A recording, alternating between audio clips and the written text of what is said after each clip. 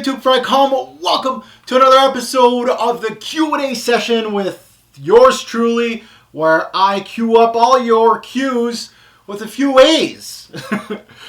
So part 11, first and foremost, before you ask a question in the comments below, because I know some of you will, stop, don't do it. Oh, you already pressed send, oh well. I have an original video that I am going to plop up down in the description below here, which will give you a nice little link for you to click on, and that video is where I queue up all your Qs. So I go through them, you know, the oldest one right up to the newest one. So you'll have to wait your turn. However, I comment on that video saying blah blah blah answer on question or on video number 12. So you can go back on my channel and go to Q&A session this one, and you'll see your answers. So that's the way it goes. So if you have a question for me, go to that original link. It's down in the description below. Also in the description below will be a list of all the questions that are asked in this particular session and the timestamps. So it's pretty easy to click. You take a look at all the questions. You're like, there's nothing new here. Moving on, or something that interests you, you can click on the timestamp and it will bring you to that timestamp in the video. So let's go. Let's take a look at some of the questions. So the first question here is from Loving Moldova, AA. The question is, hello. I know you love daring scents. Yes, I do. So my question is regarding that. How do you react when you're wearing a daring scent you love, but you know people around you won't like it? For example, I know you like Q2.Your and I tried it and I can't stand the rough scent. Well, there's your big no-no right there. If you can't stand the scent, that's no fun for you. So basically, there's no reason to wear it. For me, I love my daring scents, as you stated in the question, and I basically, not that I know people around me won't like it. Everybody has different taste. I could wear the most daring scent in my whole collection, and I will get not compliments. I will get compliments, and I'll get people interested in the scent. And some fragrances don't do very well. Vetiver doesn't do very well on my skin. So fragrances like Encre Noir that has a heavy vetiver, or what am I thinking about? Sycamore by Chanel. That one is very hard to get compliments. It all depends on who's around you. So I'm confident enough personally that I know when I'm wearing a daring scent out. So either I pull back on the sprays, or I know I'm going to be outdoors and it won't bother people that much, and I enjoy it. So I, as a frag head, as an experienced frag head, you're going to start knowing application as far as certain scents. You know, if I go and I take, let's go with the fragrance that's closest to me here, Dolce & Gabbana, the one here. I know this thing from past experiences wearing it. I've worn it twice now. I know I can go 6 sprays with this bad boy, and it's going to be very minimal. Now, as far as the office goes, I might pull that back to 3. Depending on the season, I might have put more. Application is something that just is prescribed in your mind, man. It's just something, over the years now, I don't even think about it. I already know. I wore this in the office this week. I already know how this thing works. 3 sprays and I'm set. It's not overly daring. There is some people that don't like this when I wear it. I've had some negative feedback. This thing is a beast per se, especially in the office when it's hot. It works very well in the heat. That's why I love it. As far as the office, I kind of pull back on the sprays. However, if I'm going outside, barbecue, something like that, and I want to wear Issey Miyake Summer 2009, I'm going to up the sprays because I love the scent. So for me, as far as in the back of my mind, do I think about people's reactions? No. However, I am cognizant of what's around me, so I know where I'm going. It's not the type of people, but basically I look at weather. Am I going to be staying indoors? Is it appropriate for what am I doing? You know, if I'm going in the office, then less sprays, less daring scents. If I am wearing a more daring scent, less sprays of it. I'm going to pull it back a little bit. So that's how again, it just comes with practice. A lot of you out there that watch my videos know what I'm talking about. It's just there. I can't really talk to you in the camera here and tell you how it works. It just starts working for you. You know your sense, you know your boundaries and things like that. So thank you for the question. Actually a very good question, something that could almost be video worthy for someone like myself to talk for approximately an hour about it. As you can see, I can keep talking about this kind of subject. But anyway, very, very good question. Next is from 912 all day long. When are you going to launch your own niche house? This is a question that comes up quite a bit. Oh, there's more. Kerosene did it. Yes, he did. Kerosene. Kudos to Kerosene. I'd buy a fragrance made by you. That's very nice of you. I know that as far as a fragrance house, for me, the idea is floating around in here a little bit, you know. Obviously, we're in this fragrance game, and I'm at this part of the journey that I'm very much late. People should be, a guy like me should actually be bored of being on YouTube and reviewing fragrances. I should be moving on to bigger and better things as far as fragrances go. I'm very happy where I am. This is a hobby for me. I don't want to start going into business as far as this goes. As far as my experience, I'm still learning, and even though if I do go into business as far as making fragrances, I'll still be learning, and you're never going to stop learning. However, the idea has floated around as far as me being the nose behind it as the parfumier, or myself launching a fragrance house with established noses. That is an idea that is floating around. For me, it's something, anybody that knows me personally or knows me through this YouTube thing, you know that I'm meticulous with everything I do. So as far as that goes, you know, I'm thinking about everything. The bottle, the presentation, the box, what am I going to name the fragrance, you know, the shape of the bottle, the scent itself, obviously the scent itself. What do I want to evoke in a fragrance or even my whole line? So it is something that I do have so many ideas in here. You crack this open and you probably have a niche fragrance house like Motel. No. But yes, nothing concrete as of yet. Next is from Salamillion. Do you use aftershave or body spray, or are you worried it would ruin your fragrance scent? How do you scent your car? I once bought a fragrance spray bottle that was made specifically for cars, and it was a little expensive and very unique, and my car got a lot of compliments. I don't know if you're being serious or not there. First, do I use body spray? No, of course not. Fragrance is what it is. So no. Do I worry that it would ruin my fragrance scent? Well, I don't do it. I don't have body sprays. I'm kind of past that. I'm in my 30s now, so I was never in the body spray. I'm too old for body spray. Axe was like after my time. I was way past high school when Axe started coming in, when I was more in early 20s, I would say, yeah. But I've never been a body spray type of guy. How do I scent my car? Dude, it's regular car freshener. I don't go too crazy. My car never got compliments like yours, so kudos to you. Next, Jason T asks, hey Mark, big fan. Thank you, Jason T. I just wanted to know how many fragrance boxes you've kept over the years. All of them. Easy to resale value, good. Fragrance reviews, as you've seen my fragrance reviews, every single one of them has a box. I usually do not buy testers. When I do splits with splitters, I request the bottle, the box, the whole presentation. I don't want testers. I want the full presentation. There is probably 1% of my whole collection. I would say, you know, 10 bottles out of 1,000, give or take, are testers or don't have a box. So I own all my boxes. How do I keep them? Directly beside me, this is basically supposed to be a bedroom downstairs in my home.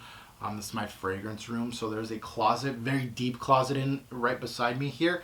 And I got totes of all my boxes. I got, I think, 7 or 8 totes, obviously with all these bottles. It's a lot of boxes. A lot of clutter, to be quite honest. It takes a lot of retail space in my house. However, this is my fragrance room, so I can use this closet as I wish, which is great. In my other house, it was just terrible. wife wasn't very happy about that. But now they're nice. They're there. I got all my new boxes here just for reviews, things like that. Now, going through those boxes and finding just the one for the next review, that's a task on itself. So that's a little different. Rest of your question, let's see if you, as well as I know, you keep and access them when doing a review. There you go. Myself keep most of my colognes in their boxes, so I have 60 or so boxes, which seem like a lot, yet nowhere near your level. Much thanks, Mark. So yeah, I keep them all. I don't keep them in boxes. As you can see, I got my 2 curio cabinets. I got my wine cooler over here. I got another curio cabinet here. And then I got a whole bunch of fragrances over here that are just sitting around because I don't have any more space. I got a bunch of new fragrances here. So that's how I store them. Boxes are empty. They're in here and all stored in different kind of totes. Some totes are already reviewed, so it's kind of easier for me to go through the 1,000 boxes to just find one box. It's you would assume it's a lot of work. So I got like my designer not reviewed yet and stuff like that, so it's easier for me to find. Now, a question from a good friend, a fellow reviewer, a gentleman's journey, Chad. And he asks, I have one, Mr. Robes. Who are the 3 most missed reviewers you wish would come back? This list, the thing is with this list is I'm more of the old school class. Where we were just several reviewers, and back then, not to say it was better back then. I'm not saying that. I'm saying that it was such a small, tight-knit community that there was only 7 of us, and we kept in touch so much. Now, not that there's little cliques here and there, but it really just feels like it's to each their own, and that's how it is. We got some great guys right now. Don't get me wrong. But back then, there was a lot of guys that really just had that talent. And I think people, not just personally for me, but for the community itself, I would like to see Hero come back. He's probably one of the most missed reviewers in the community, not just personally for me, but he was a good... He's we still do keep in touch, not as much as I would like, but Hero was a fellow Canadian. That's a bonus. And such a great personality. And he was doing it for the right reasons. And that's a huge bonus for me. Obviously, Tim and I also friends. We kind of started this journey together. He's someone also that a lot of people do miss.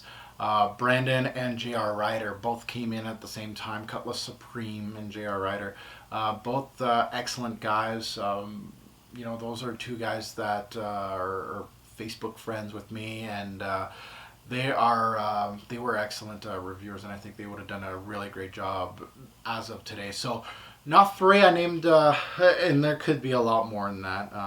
But those are the ones that a lot of people do ask me. Do you keep in touch with them? We miss them. We want them back. Those are the people that I think made a huge mark with the community. Next is from Ian17. What are the top 5 frags you can't live without? What are the most weird reactions you got from women after smelling a frag you're wearing, good and bad? Top of my head right now, top 5 frags I could live without, or I could not live without. Tonka Imperial, Jubilation 25, Gridage Tweed, Mount Freisch, Millissime Imperial. However, that changes daily. So you can ask me the same question tomorrow and it would change. I think that's a really good mix of, really easy fragrances to wear. MI and GIT are both easy to wear. Those could be signature scents for anybody. Mount Freisch would be a great summer scent, and when that heat hits, MI and Mount Freisch are really good for that. And then for my winter fragrances, Tonka Imperial kind of gives me that gourmand feel that I'm looking for. And then Jubilation 25 gives you that complexity that I absolutely crave. So those would be the 5 right now off the top of my head, but that changes daily.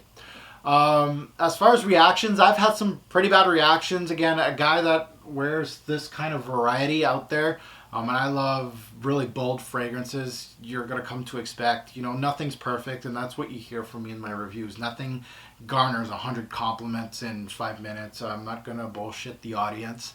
Every fragrance has its bad and its good. Both, every fragrance that I have worn could garner either or. Most of the time they do. There's no magic elixir. Nothing too memorable as far as really bad or really good, to be honest. People are pretty honest with me just because they know I'm the fragrance guy in the city. So telling me that I smell like shit is almost second nature to a lot of people. So and it's weird because people are really, as far as fragrances go, people are very they won't bring it out like that. They're not going to say you smell like shit unless they know that you're into this type of thing. I know a few times that people were just like, what is that smell? And then I just pop my head up. I'm like, hey, I'm the fragrance guy. It's probably me. Smelled me? They're like, yeah, no. I'm like, yeah, that's all right. It's not my personal taste. I didn't wear like 7 sprays of this just because it's my signature scent. It's not. I wear a million fragrances, so don't worry about it. This is good for the review. So next, B. Jones asks, what's the thinking behind spraying on the chest underneath a t-shirt and a shirt? The spray is probably not going to get any projection, but I know this is a common practice. Spraying on the chest is where the fragrance will get most of the body heat. Your body heat's right here. Will it project? Yes. And it's usually my first spray, since usually my atomizers have like a half spray in them. If you've noticed, a lot of my fragrances, a lot of them, when you have such a big collection like I do, you're going to see that in the stem of my fragrances. This one's not a good example because it's a white stem, and you can't really see through it, but you'll see that it has like a half spray in there, give or take. Your first spray is not a full spray in your atomizers. And what I do is I like to waste that first spray on the chest. Not only does it give me my first hit on the chest, then I can give my full sprays on the neck or what have you. So this is where your body is going to heat up quite a bit.